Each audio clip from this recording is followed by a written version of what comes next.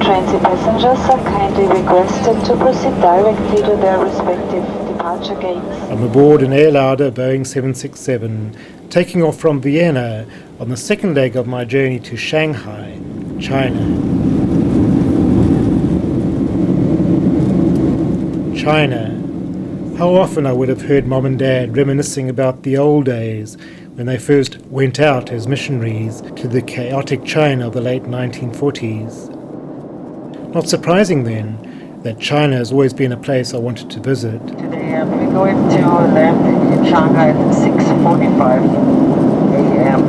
local time, which means only 5 minutes late. Why have I left it until now? Even a week ago I would not even have thought about making a trip to China. Yet after Dad died a few months ago in April, I have the feeling that life is shorter than I had thought, and the time available to do what I'd always dreamed of doing is running out.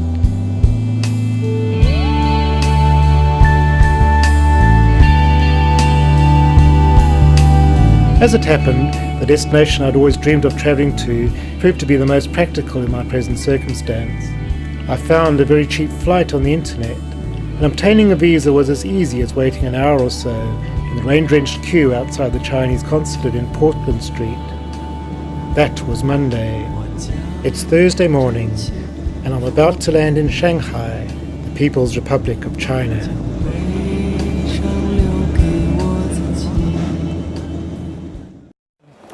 Here I am at Shanghai Airport. Just arrived a little while ago. It's very hot and sticky. A bit of a to-do with, they thought that I'd left some bit of baggage on the plane, but I hadn't. So after going up and down and asking several people who didn't understand English, actually Ian was not to worry. So now I'm just waiting around having a cup of coffee, as you see. And I think I'll take the new Maglev train into the city once it opens at 8:30. Magnetic levitation means the train runs on magnets, both in the train and on the track. There's no engine, so the ride should be quiet and fast.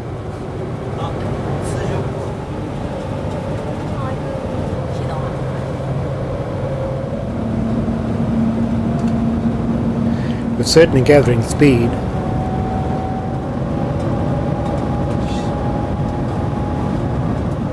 Still accelerating.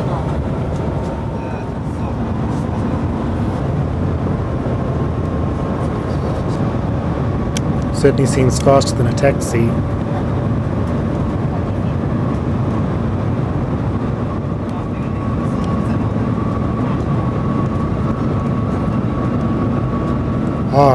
We've reached our top speed.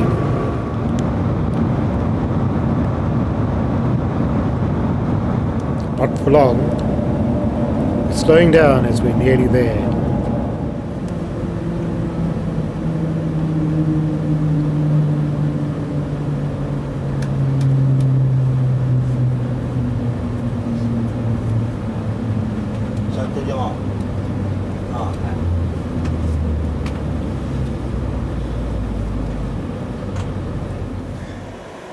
Well, I made it to the Lingnan Hotel. It was quite a trek after the first quick ride on the Maglev train. Anyway, the last bit was through the sort of market area, which was very, very traditionally Chinese. It was really interesting. Anyway, it was a joy to come to this hotel room and have a shower and starting to feel myself again. I'm a bit hungry though, starving actually. Anyway, in the meantime I've made some green tea, cheers, and the restaurant opens at 11 o'clock for lunch. I don't know why I'm hungry at 10:30, but... Sleeping for 2 hours, I woke to the sound of river traffic. Let's see if I can get this right. I need to get some more boiled water.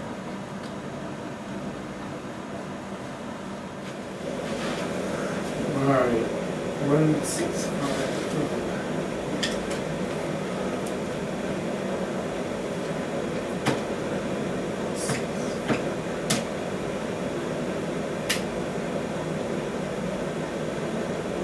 Oh, ni hao. 新给我开水。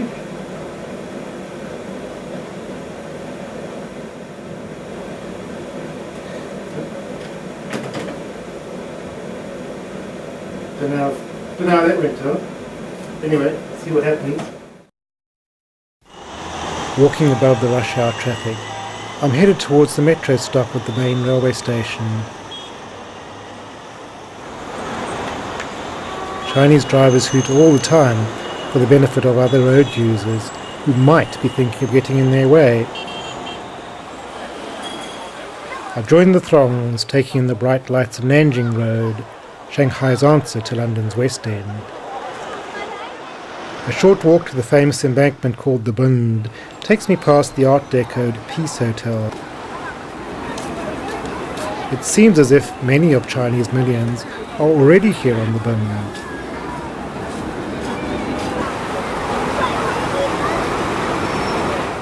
The old colonial buildings are beautifully lit up.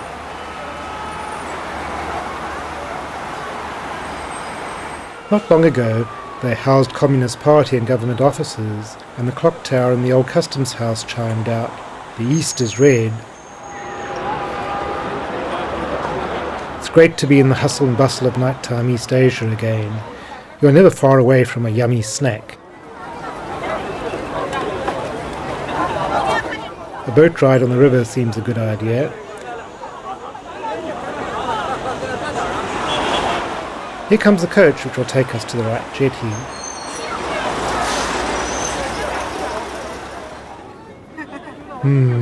Seems like the boat trip is quite popular. There's even a grumpy, sarcastic Englishman with us. Nice boat. Apparently my ticket is for the semi-luxurious middle deck, rather than the surging and noisy rabble on the top deck.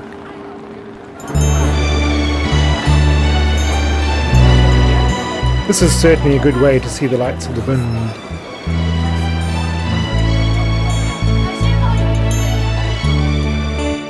We're heading south on the Hangpu River, a tributary of the Yangtze and Shanghai's main artery for boats and ships.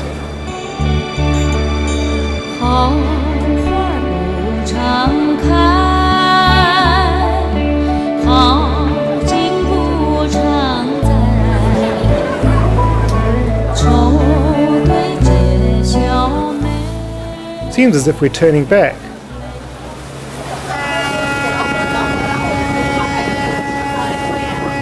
Whoops!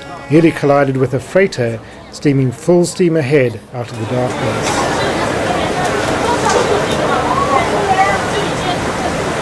On the other side of the river is the Jingmao Tower, the world's 5th highest building. It's in the new development zone of Pudong, showcase of socialism with Chinese characteristics. To me it seems like capitalism, but then I'm just a confused, reactionary Westerner. The 1906 Garden Bridge spans Suzhou Creek. In 1937, the border between the international settlement and the Japanese-occupied part of the city.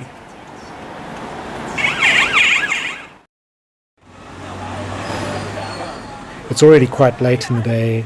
I woke up at 11 o'clock, feeling as if I could sleep for another 8 hours.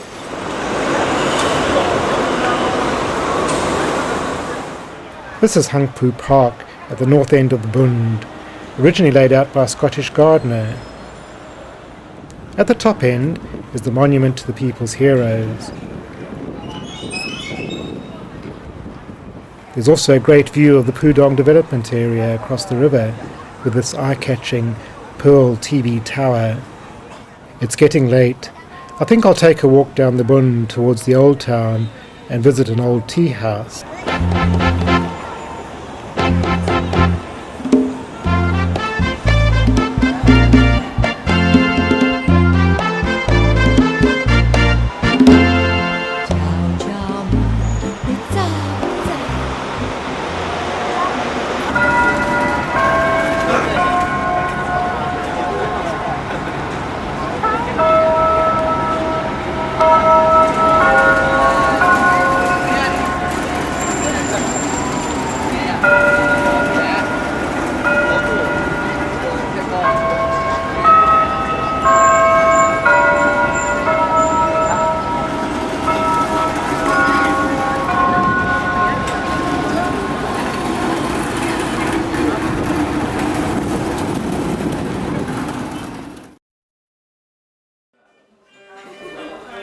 Wow, what an atmosphere.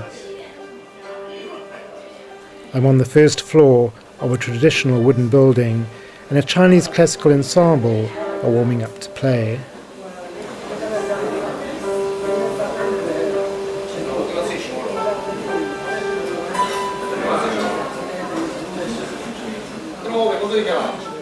The tea didn't come cheap. I would have paid less at Fortnum & Mason's in London. I've been served some interesting snacks though. Time to relax and enjoy the music.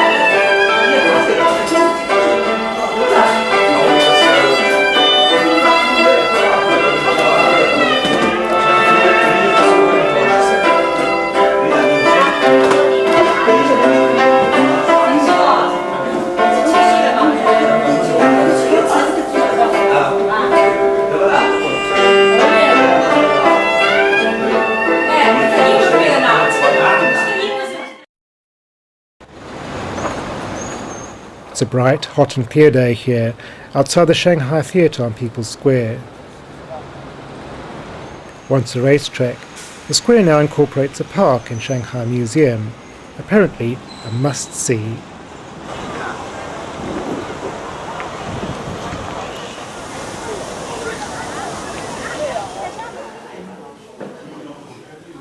There are certainly some interesting artifacts here.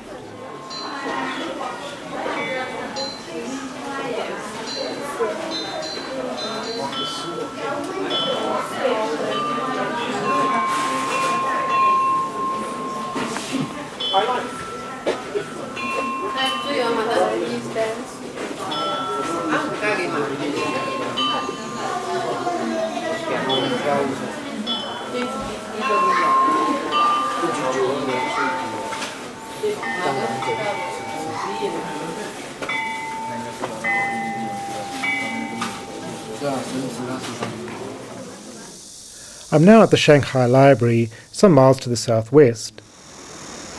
It has the best and cheapest internet facilities in the city. Many old buildings are being pulled down in Shanghai. One that isn't is the place Mao stayed for the Communist Party's first National Congress in 1921. Hello, there seems to be some kind of fracas developing at the intersection.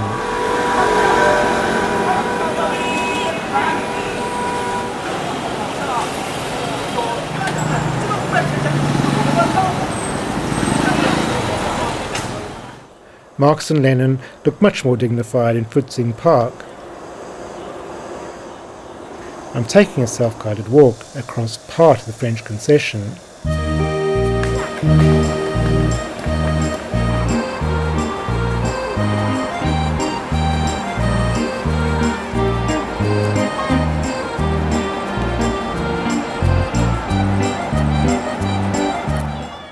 Sun Yat-sen is considered the father of modern China. This was his Shanghai residence. This Russian Orthodox church was spared damage in the Cultural Revolution because a shrewd priest installed an icon of Chairman Mao. Now the building is an expensive restaurant.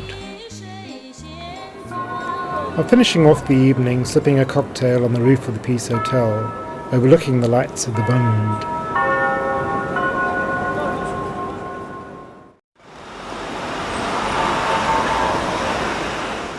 This morning I'm back on People's Square, watching a busy traffic policeman while I wait for the Shanghai Art Museum to open. The building was once the grandstand to a racetrack. Modern art with Chinese characteristics? Right next to the Art Museum, on the side where the grandstand would have been, is the People's Park. Mao Zedong used to stay in the nearby Park Hotel. Today it's a hive of activity. People of all ages are busy at cards. You'd think they were at a football match.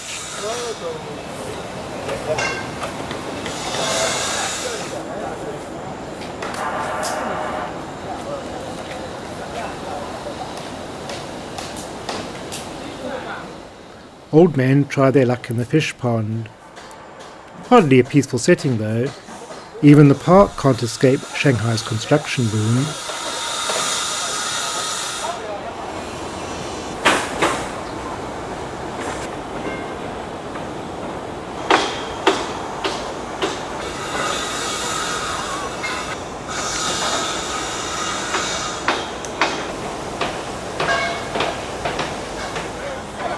Outside the TV studios, a crowd has gathered around a film shoot. It is all the seriousness of a feature film location.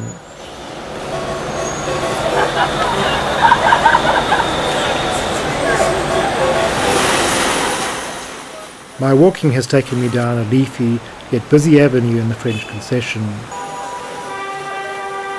Established in the mid-19th century, it was never particularly French. In fact, it was populated mainly by Chinese and refugee white Russians who were looked down upon by other Europeans.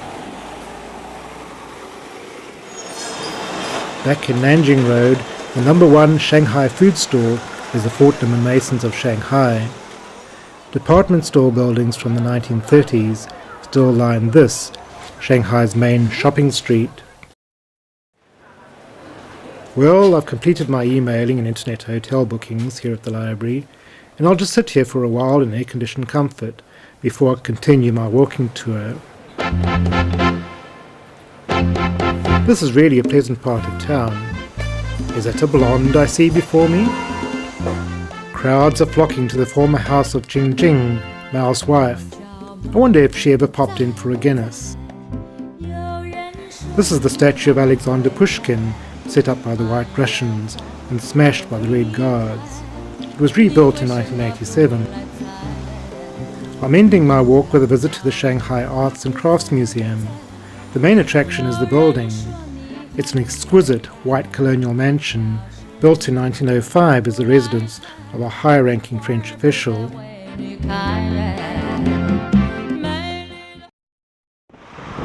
After my long walk, I think I deserve a treat. So I'm in the Pudong development area, heading for the Hyatt in the 88-story Jingmao Tower. I'm sitting in the Hyatt's coffee bar on the 54th floor and about to enjoy a great high tea buffet.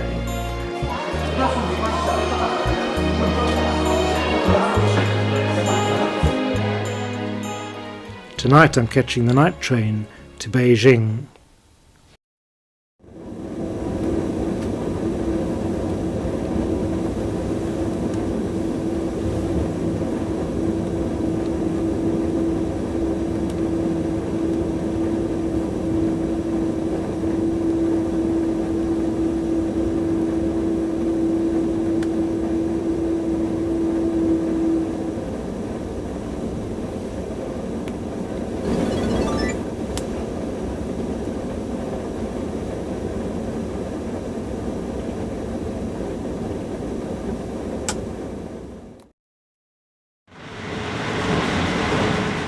I had a good night's sleep after all, and I'm looking forward to arriving in Beijing in an hour's time. Evan has given me some advice about what to see in Beijing. I'm only going to be in the city 4 days. Not really enough time, but I want to get back to Shanghai before the busy weekend.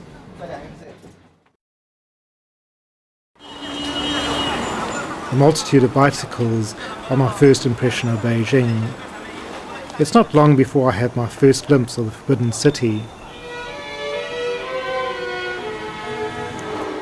I'm at the East Gate.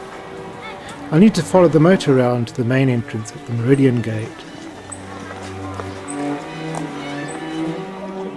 In the time of the emperors, anyone who entered the Forbidden City without permission would have to pay for their lives. Nowadays it only costs 60 yuan. Once past the Meridian Gate, I find myself in a courtyard where bridges span a narrow river. There are in fact 5 bridges, symbolizing the 5 cardinal virtues of Confucianism. The bridge balustrades are carved with dragon and phoenix motifs. Ahead is the Gate of Supreme Harmony. 2 lions guard the gate. This one's front paw rests on a ball, symbolizing the Emperor's power over all the world. The central staircase was reserved for the Emperor himself.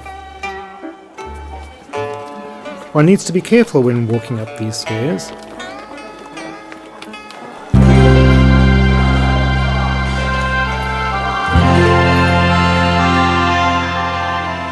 The gate provides an entrance to a massive courtyard leading up to the Hall of Supreme Harmony. –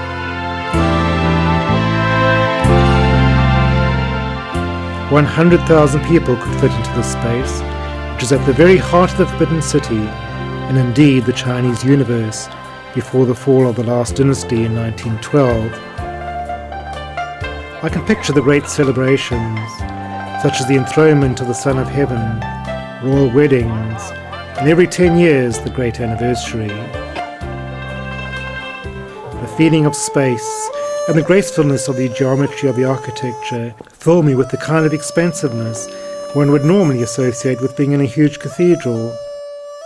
The dimensions here are horizontal rather than vertical. The scale of the buildings are human rather than overpowering and intimidating. A TV shoot is in progress on the terrace of the Hall of Supreme Harmony. A crane symbolizes the hope of a long reign. The tortoise symbolizes peace and longevity. And the sundial, together with a nearby measuring vessel, symbolize justice. The Hall of Supreme Harmony was the symbol of imperial power. No other structure in the land was allowed to be higher. The gold and sandalwood throne stands above a 2-meter-high platform. Here the emperor received homage from high-ranking officials and foreign ambassadors. The Chinese themselves prefer to call the complex the Imperial Palace, avoiding the mystique implied in calling it the Forbidden City. It was here that Bertolucci shot many of the scenes for The Last Emperor.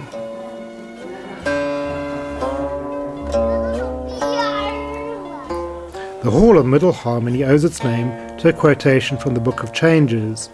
Avoid extremes, self-control brings harmony.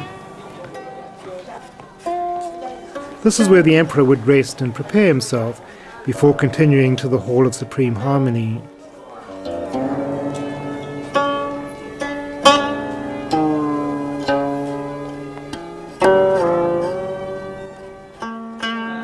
The third and last building in the outer court is the Hall of Protecting or Preserving Harmony. The central route along which the Emperor walked is made of marble and is carved with intricate dragon designs. Here, great banquets were held. On the 1st and 15th day of the first lunar month, the vassal Mongol princes were received. These large vats are distributed all around the imperial palace. Filled with water, they were there to protect against the very real threat of fire. At the rear of the Hall of Protecting Harmony is this huge slab of carved marble, weighing 250 tons. It had to be hauled from Fanshan, 70 kilometers away.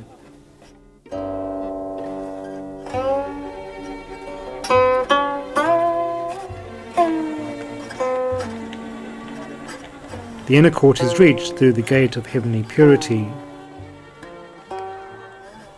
Guarded by 2 bronze lions, this gate was where the Emperor heard reports and made decisions. The Palace of Heavenly Purity is a scaled-down version of the Hall of Supreme Harmony. Originally housing the Emperor's living quarters in the late Qing dynasty, it served as an office and a place for banquets, such as the one given for 10,000 old men. Yellow and green porcelain announced the way to the Hall of Union. The first wife of the emperor held audiences and celebrated New Year here. This is where the imperial seals were kept. In the Palace of Earthly Tranquility, the imperial couple spent their wedding night. At the back of the inner court is the imperial garden, laid out in the 15th century. Like all Chinese gardens, it provides an idealized reflection of nature, reconstructing within its confines nature's rhythms and differing aspects. Seems as if I've arrived at the north entrance. I'll backtrack a bit and wander around the buildings of the Eastern Palace. This is where the imperial concubines lived. There were so many of them that quite a few never spent a night with the emperor at all, and were forced to live out the rest of their lives in lonely obscurity.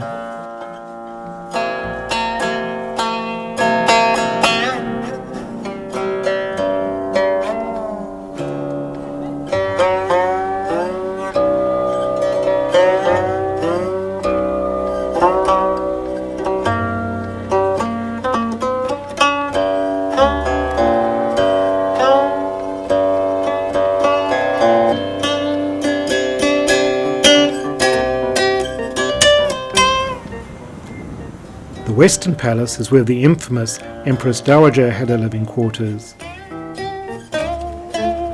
Through her cunning, she became and remained the most powerful person in China from 1875 to her death in 1908. The dragon outside her door was quite appropriate. This, the study of the cultivation of nature, set in secluded and beautiful surroundings, was where Sir Reginald Johnston gave lessons to the last emperor, Pu Yi.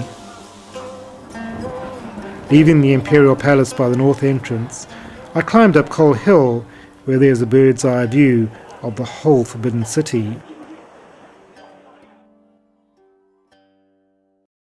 Well, it's nearly midday and I finally arrived at the Summer Palace.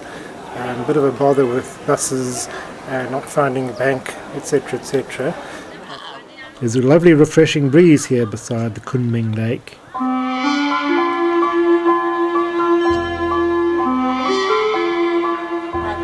I've been sitting here having some nice tea and bread rolls for lunch, one of which I gave to a very appreciative old lady who was trying to sell me postcards. Located some 12 kilometers northwest of the city, the Summer Palace was once a playground for the imperial court. The Empress Dowager Cixi was a great fan of opera and the theatre. There seems to be a performance underway right now on the royal stage.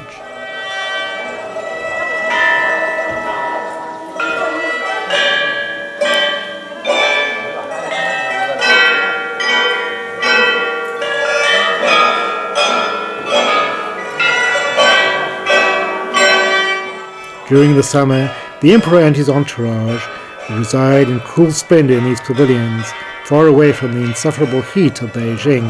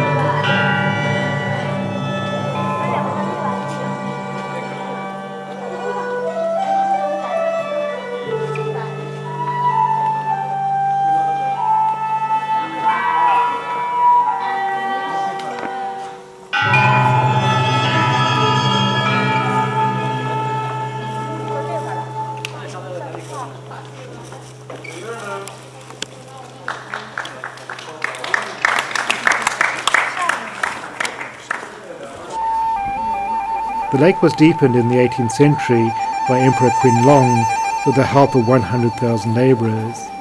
Said to be the largest imperial garden in the world, it's a real showcase of classical Chinese garden architecture. Yeah, this is why I worry about wearing sandals around because I'm clumsy enough to run into things.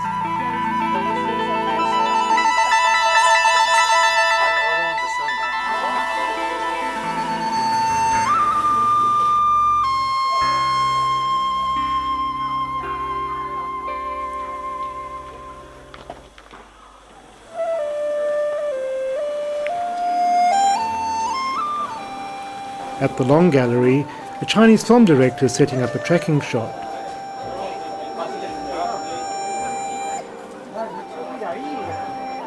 I see he has a foreign devil to do the sweaty work.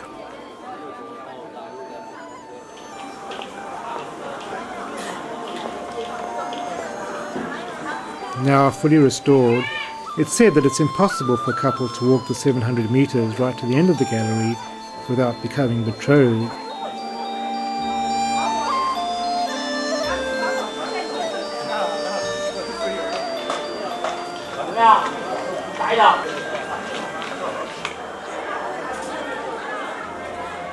I'll protect the railings. I'm headed towards Longevity Hill and Cloud Dispelling Hall. It's certainly done a good job of dispelling the clouds today.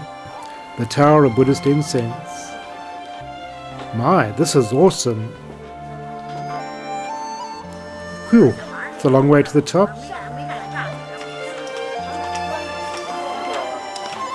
Well, up we go.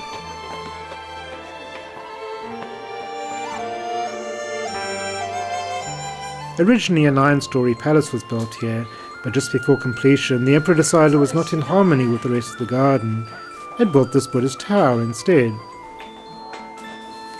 At the top of the hill is the Hall of the Sea of Wisdom, very Tibetan in architecture. Different styles from different parts of the nation were used deliberately throughout the garden. After the destruction by the Europeans, the Empress Dowager restored the summer palace, using the money intended for modernizing the navy. Or so say some. In actual fact, the navy was modernized, only there wasn't enough money to buy ammunition to repel the Japanese. Never mind, say the Chinese, the Japanese would have won anyway. At least we have the summer palace. This is Shishi's one concession to the navy, marble boat. Very beautiful indeed, but not much good against the Japanese. Mirrors reflect the water and make it look as if it's actually sailing.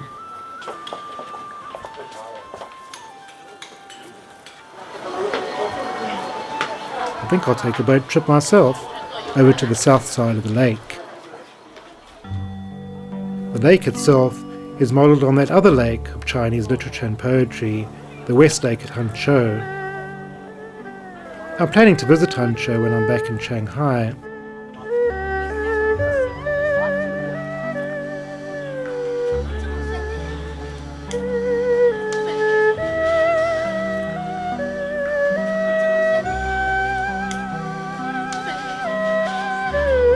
The elegantly beautiful 17-arch bridge is the longest garden bridge in the world.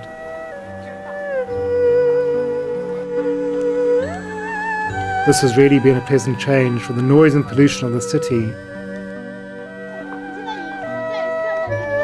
I wonder what I'll do tomorrow.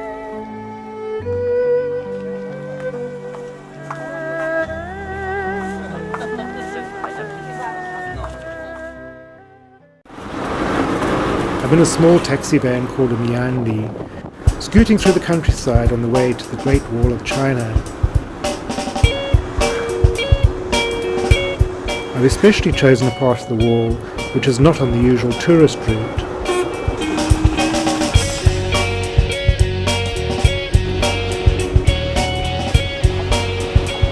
Slogans still decorate the walls of the houses.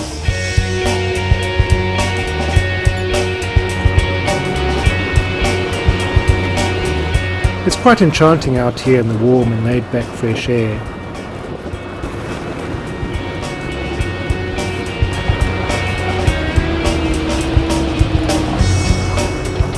I sense that these mountains indicate we're nearly there.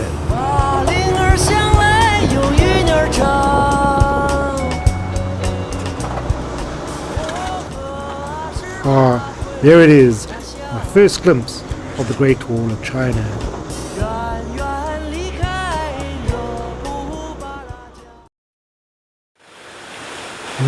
Question is, how do I begin? First I have to walk over the top of this reservoir wall. You've got to be kidding. Climbing up there doesn't seem to be easy, but I find there's an easier way. This is really an experience of a lifetime.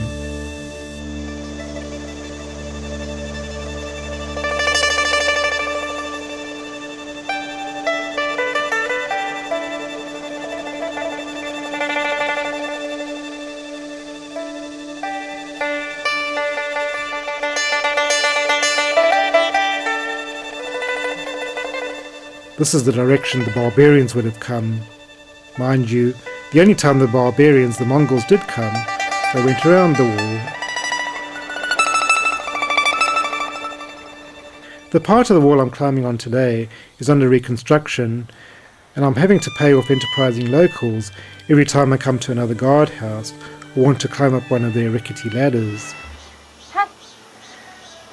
This is Hanghua, or Yellow Flower section of the wall, built by Lord Kai in the Ming dynasty. It was so thorough that every inch of masonry took a worker 1 day to complete.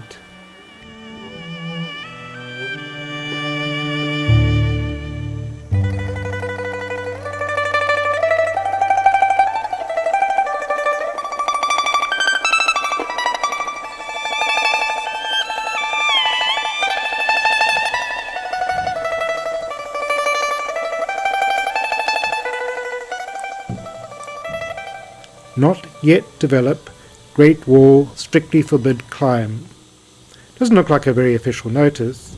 Anyway, I don't think I'll go any further. Some of the sections of the wall further on look really quite treacherous.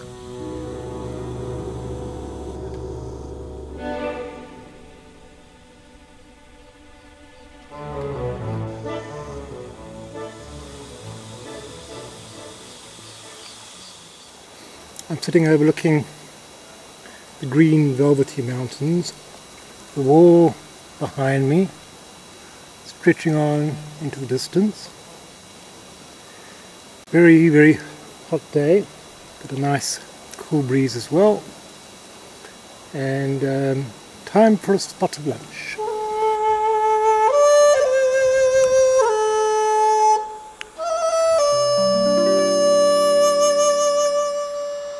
Up there the guardhouse is held by a very determined old lady. More foreign devils who don't want to pay. Oh no, not another argument.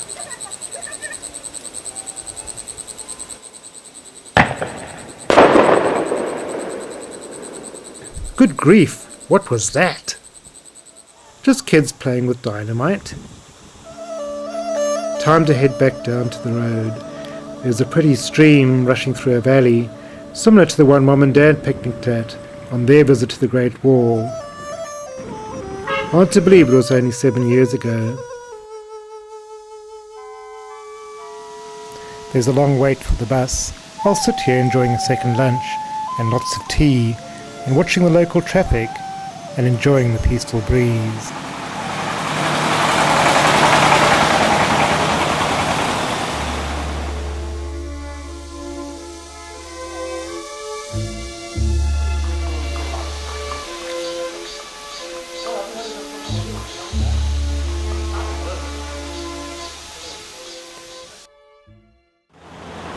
This is my last day in Beijing. I've already checked out and I'm headed south along the Wangfuxing walking street I've come to know so well in these last few days. Past St. Joseph's Church, also known as the East Cathedral, with a nice contrast to the commercialism of the rest of the street. I'm in the former foreign legation quarter, the site of a major confrontation during the Boxer Rebellion.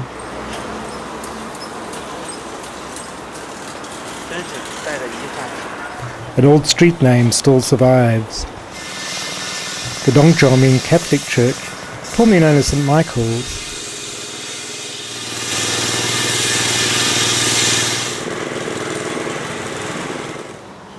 A number of the old embassies are housed in the buildings along this street.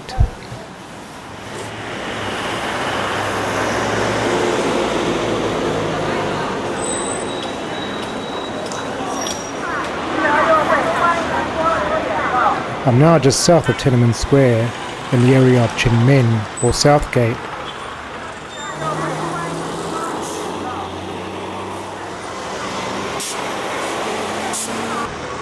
I've just completed a tour of Beijing's underground city, dug by hand in the 1960s when Mao Zedong feared an air attack from the Russians. There are lots of tacky little shops around what was formerly the railway station.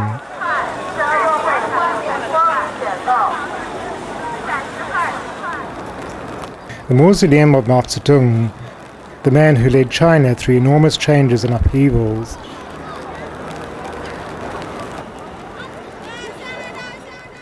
Tiananmen Square.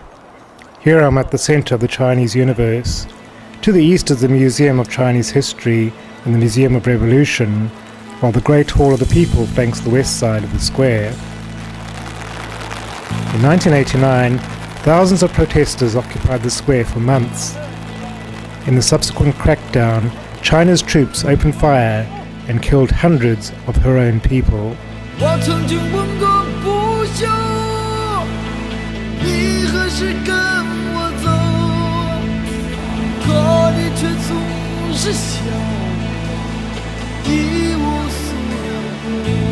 "40 years previously, it was here that Mao announced to the world that the Chinese people had stood up and proclaimed the People's Republic.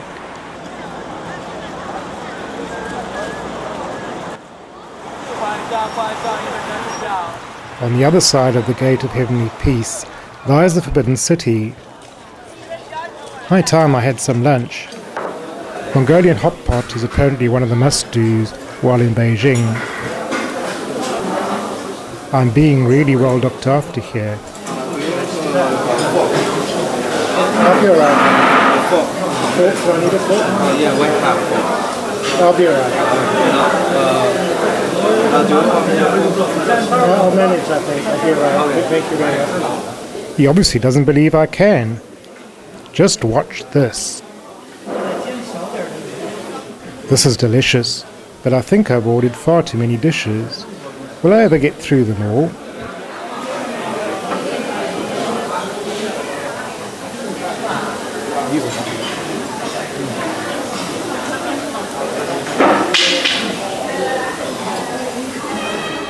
I've only a couple of hours before my train leaves, so I've decided to visit the Temple of Heaven, the tourist icon of Beijing. I've started the wrong way around with what should be the climax of the visit here, the Hall of Prayer for Good Harvests. Rebuilt of wood without a single nail in 1889, after the original 1420 building was destroyed by a fire, the temple is something of a wonder. It's a pity the interior is closed, and there's not really enough light to do justice to the colourful roof design. Thankfully, there's a Tibetan monk to do the picture posing this time. Through the gate there's a splendid walkway leading down to the other parts of the complex. The Empress procession would have travelled up here in the other direction while officiating at the annual rituals.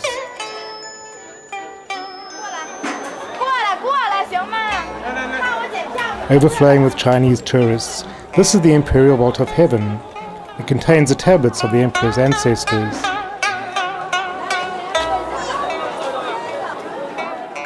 I don't think I'm going to join the queue to see them. Right at the end of the walkway are the marble terraces of the round altar, symbolizing man, earth and heaven. The center point where the throne of heaven was placed was considered to be the very center of the earth. All sounds made from here are thought to travel straight upwards.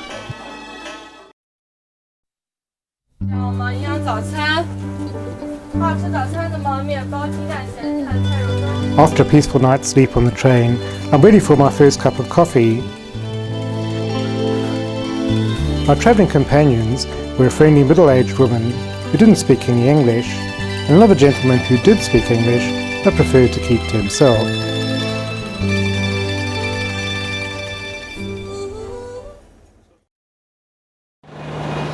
I'm on the 17th floor of the hotel I booked into. Opposite is the sprawling Shanghai station. Very convenient. I'm at the sightseeing bus terminus. I'm ready to go for a trip to Shushan. About half an hour to wait, so leave. The drive out of the city is long and boring.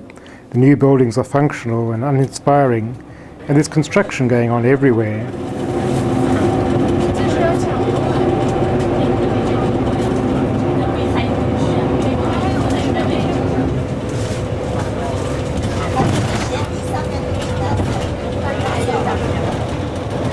There's Shashan, just a hill really.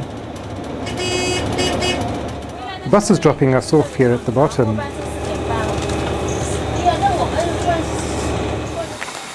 Oh dear, I think it's raining. The entrance ticket includes a nature reserve, a pagoda, a church and a view of the observatory. Well, up we go. Pagoda up there and then the church.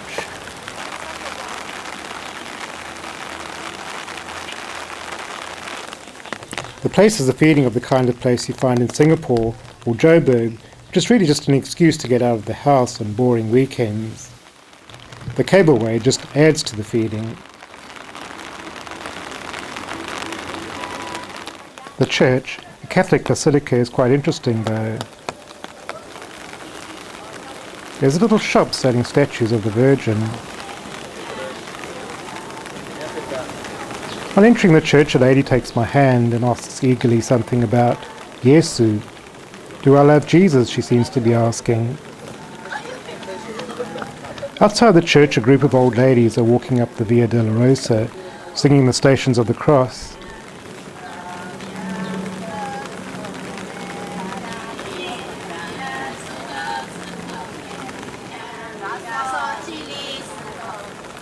It's moving to think how these people have stayed faithful despite the long years of persecution.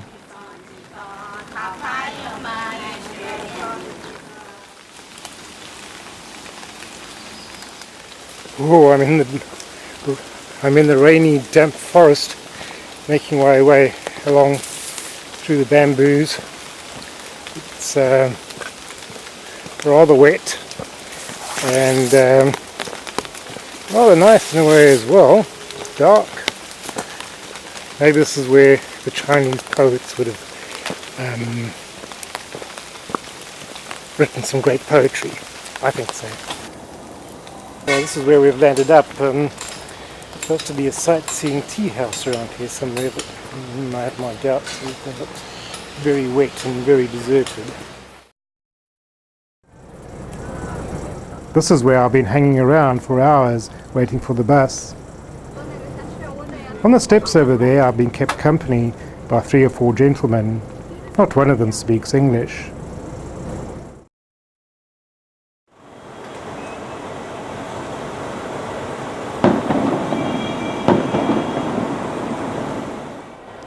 Even though it's late, the station is still heaving.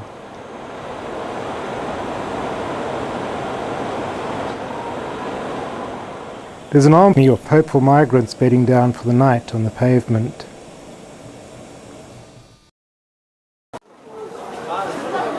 I'm in the old town, and here in this Confucian temple courtyard, there's a Sunday book fair. The mainline Chinese are certainly avid readers. I see there's an exhibition on in another part of the temple complex. And Chinese already think if people have a chance to see things. Our friendly guide says that she does this voluntarily to meet people and improve her English. Like a dragon and a tiger together is crying. You can just imagine yourself.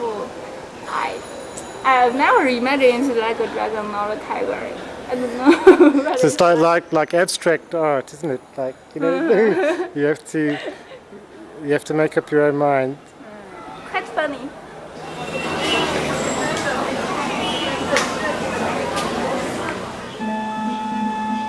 I'm doing a quick tour of the Yuan Gardens, a fine example of Ming garden design.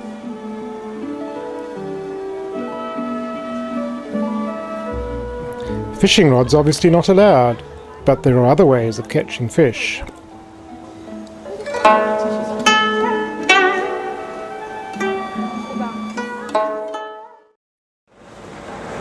I had wanted to catch the 3 o'clock riverboat cruise, but I was disappointed to discover that there is only a 1-hour cruise today.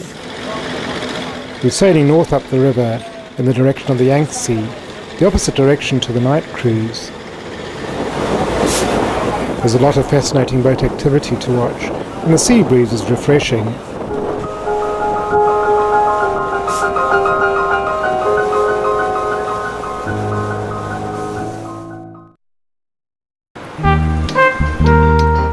I'm exploring some of the old buildings dating back to the foreign concession era in the streets just behind the Bund. This is the old Hong Kong and Shanghai Banking Corporation building, known as the Old Lady of the Bund. I'm told there are some beautiful ceiling mosaics in the banking hall, which I won't be allowed to film. I can find my way to the Bonomi Cafe, which is on the 3rd floor. The Art Deco building has been wonderfully restored.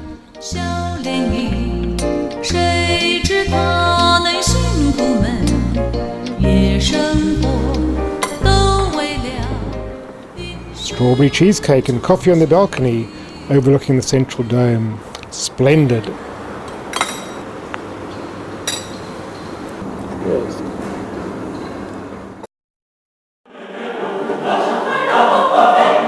I managed to gate crash a concert at the Conservatory of Music. Seems all the tickets were pre-booked, so they just let me in anyway.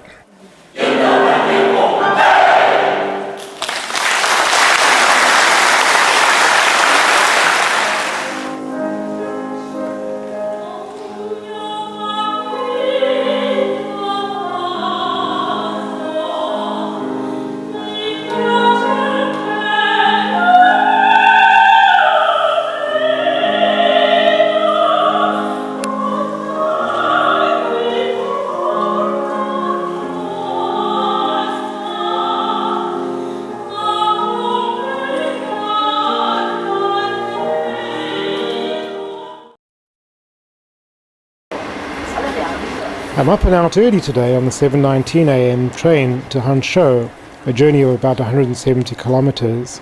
The windows are all misted up. I can't see a thing. I'm on the shores of the famous West Lake. Hanshou is the tourist capital of China. In heaven there is paradise, he said. On earth there's Suzhou and Hanshou.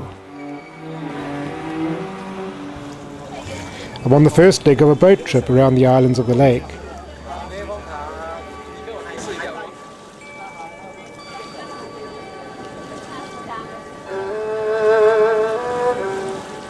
This gentleman is from Beijing, but has been living in Japan for 9 years. The boat drops us off on this tiny island in the middle of the lake.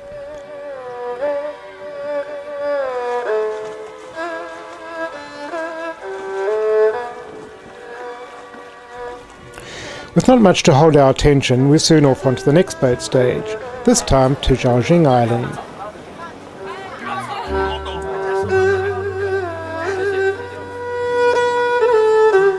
It's very beautiful and it has 4 ponds arranged like sections of a cake.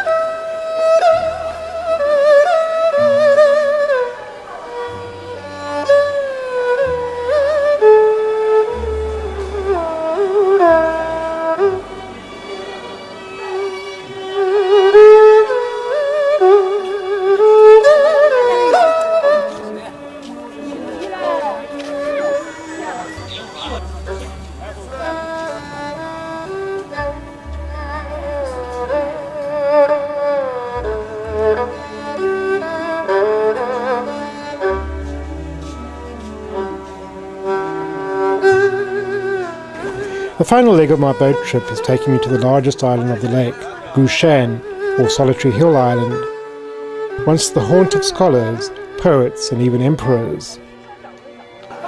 On the island I'm having lunch at the Lu Wai Lo restaurant, Hanshou's most famous. I have ordered a Shanghainese dish, drunken chicken, and one from Hanshou, Donzhou pork. A long walk up from the lake has brought me to the Northern Peak Cableway. I've met a woman called Judy, who was explaining to me the connection between the West Lake and the Summer Palace. Oh, really? Yeah, and when the emperor went down to Hangzhou, he enjoyed West Lake and he wanted to move it to the palace where he was living. So if you visited Hangzhou, West Lake and you go back to Beijing and visit the Summer Palace, you can see there are some similarities. It is, yeah. Yeah, I think unless the trees are different. trees are different. They play a joke. The people here are joking that the willows here, you know, the trees, willows, and the branches flowing down, you know, up and down. But in Beijing, it's up. The branch is up, and they say, 走，我给你1毛钱。 Here's some One more. small change. One, yeah, do you have one? Do you have one small change? Yeah. Here we go. Yeah, I'm afraid he will stay here for a while. Otherwise we won't get rid of him. We're wondering whether we should visit the Lingying Temple on the way down. The tickets for the Lingying Temple is 25 for each person. You're crowded there. They all, it's a very famous temple. And people who believe in Buddhism, they come here every year. Oh, okay. Yeah, and for the luck, fortune. And they believe it works. I left Judy to meet up with one of her business friends, and I'm taking a ride on an electric bus around the lake back to the city.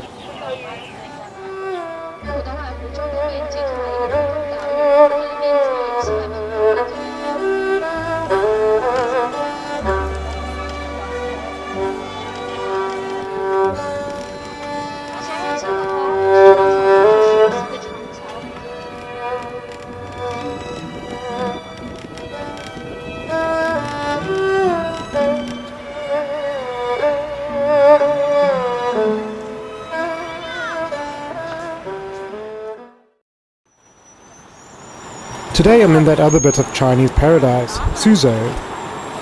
Well, apart from the usual traffic and pollution, it does have a rather wide moat. First stop is the pagoda, which I'm told will give me a view of the town.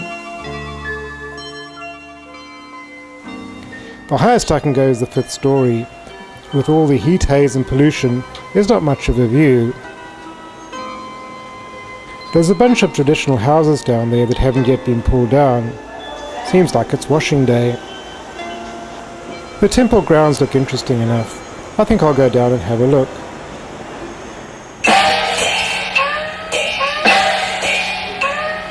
I'm not too sure what this ceremony is about.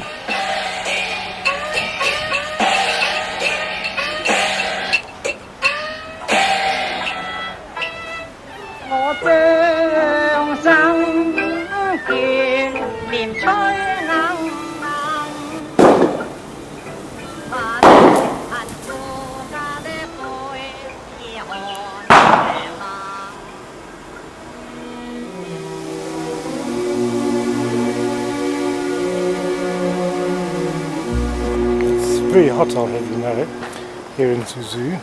Some beautiful garden here in the pagoda grounds.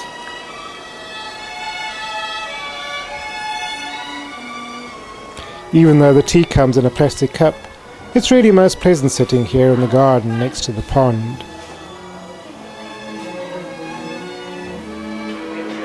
I'm now in the centre of the town in front of the main temple. I'm looking for a good restaurant recommended in my guidebook. No, not McDonald's.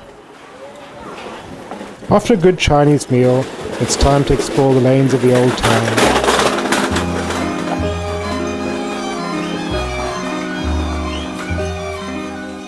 There are lots of canals. Suzhou is often called the Venice of China.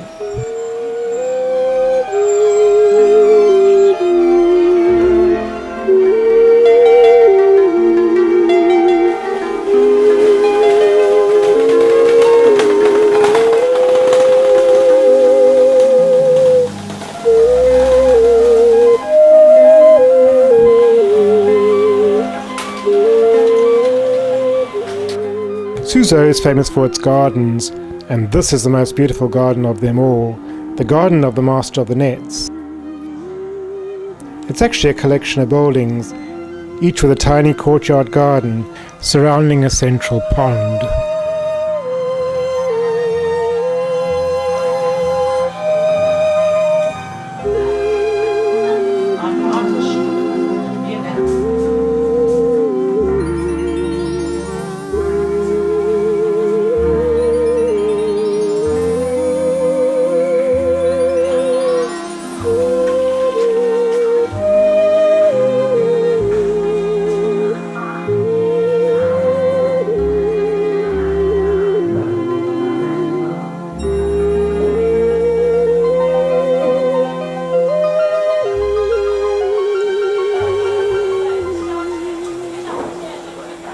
I've decided that Suzhou is too much of a tourist trap for me, and I'm back on the train back to Shanghai.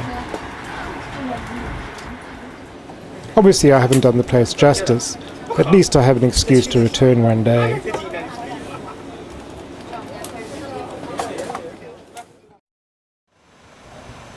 Today is my last day in China. I need to shop for things to take home, but I'm not too sure where to begin. A McDonald's breakfast seems like a good start.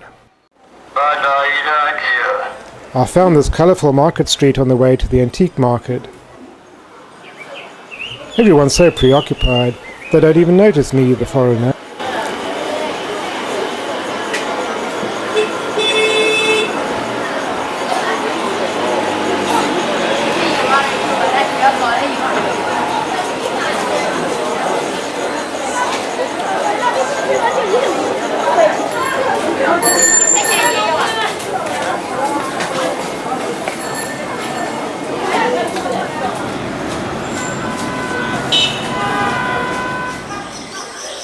While I'm about it, I'll pop into the flower, bird and insect market.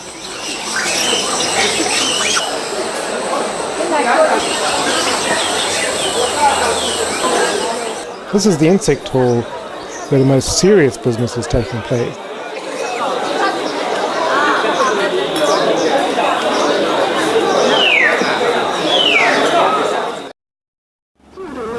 Well, I resisted the temptation to buy a grasshopper or two to take home, but did have an excellent shopping experience at the Duzhongyang Art Shop in Nanjing Road. Now I've finally made it for the 3-hour boat cruise, which is going all the way to the Yangtze and back. This is the bridge where we turned back last time. It'll be a while until our ears recover from that one. I can see now how much Dad would have enjoyed coming up this river by ship from South Africa on his first arrival in China in 1948. The boat traffic must have been pretty much the same. I wonder, did all this activity stop during the Cultural Revolution, only to start up exactly as before?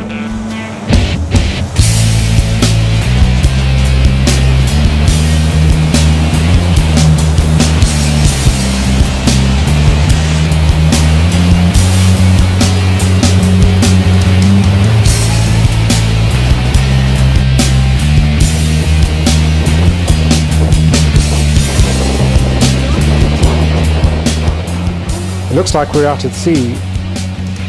Actually, we're making a short incursion into the Yangtze River. The young man who showed me onto the boat, who's now sitting next to me, keeps nudging me and writing me little notes. I wonder if he's dumb, or if this is an easier way to communicate with me in English.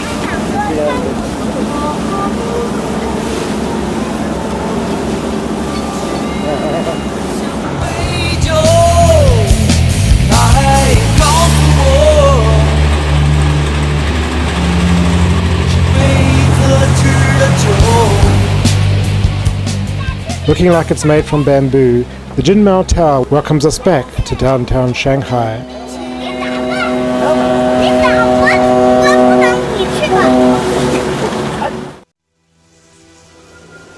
I'm having my first and last Qingzhao beer at the Peace Hotel, thinking about how enjoyable this trip has been. Despite it being unplanned, everything has worked out very well. I think I understand now why Dad and Mom fell in love with China and always longed to return. My final treat is listening to the old jazz band sipping an expensive Shanghai Sling.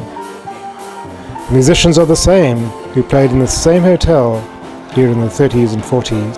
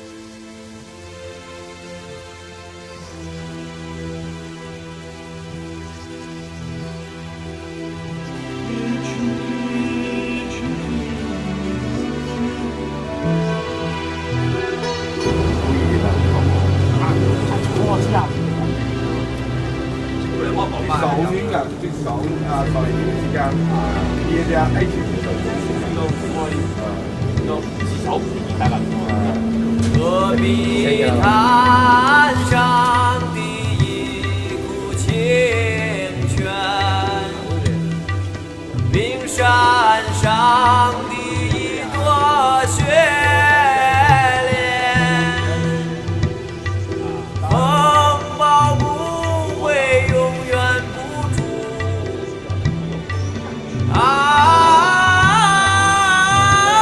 什么时候才能看到你的笑